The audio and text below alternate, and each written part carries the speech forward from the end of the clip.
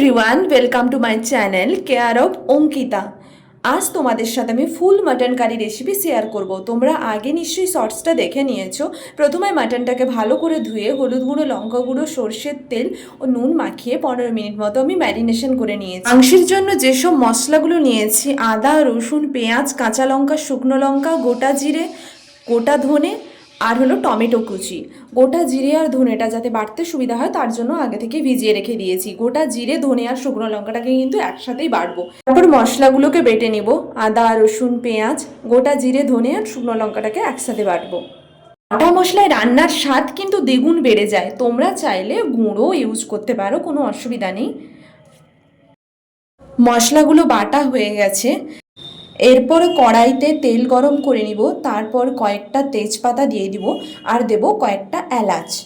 তেলটা অবশ্যই গরম হয়েছে কিনা একবার দেখে নেবে। এবার এতে দিয়ে দিব গোটা জিরে, তারপর পেঁয়াজ কুচিটা দিয়ে দিব।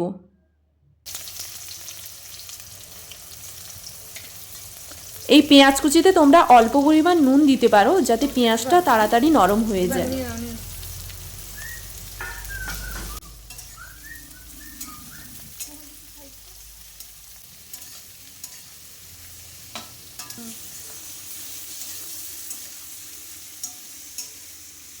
দেখো লালচে ভাব চলে এসছে, মানে পেঁয়াজটা প্রায় ভাজা হয়ে গেছে। এরপর রসুন বাটাটা দিয়ে দিব।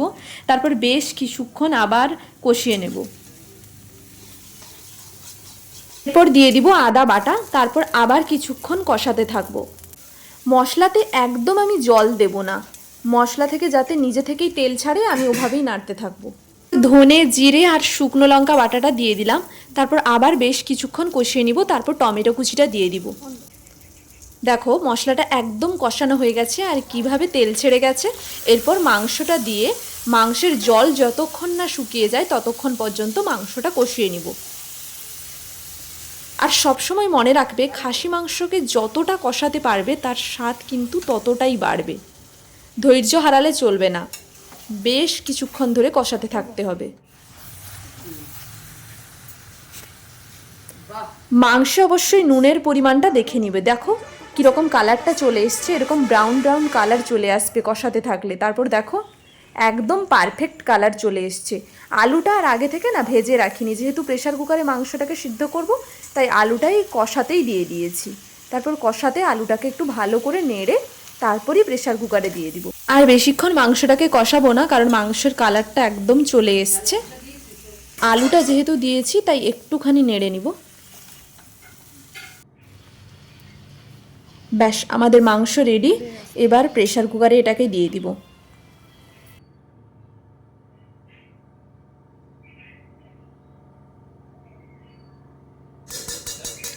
তোমরা যে যেমন জুস খাবে তেমন প্রেফারেন্স অনুযায়ী জলটা দেবে। আমরা মাখামাখি করব তাই বেশি জল দেইনি। আর প্রেশার কুকারে কিন্তু দুটো মতো সিটি দিলেই এনাফ। দেখো কালারটা কেমন এসছে। এবার মাংসটাকে নামিয়ে উপর থেকে একটু গরম মশলা আর অল্প পরিমাণ ঘি ছড়িয়ে দিব। সত্যি বলতে কি, এডিট করতে করতেই আমার জিভ থেকে জল চলে আসছে। আমি জানি তোমাদেরও খুব খেতে ইচ্ছে করছে, তোমরা আর ওয়েট করছো কেন? বাড়িতে এই পদ্ধতিতে একবার বানিয়েই দেখো না, ভালো লাগে কি না। আর সত্যি বলতে কি, মাংসটা যদি খারাপ হয় না, রান্না যতই ভালো হোক না কেন ওটা ভালো লাগবে না। কিন্তু এই দিনের মাংসটা খুব ভালো ছিল। আমরা সবাই খেতে বসে গেছি। আর দাঁড়াও তোমাদের দেখাচ্ছি মাংসটা কতটা সুন্দর সিদ্ধ হয়েছে। এই দেখো একদম গলে গেছে, দুটো সিটিই দিয়েছি।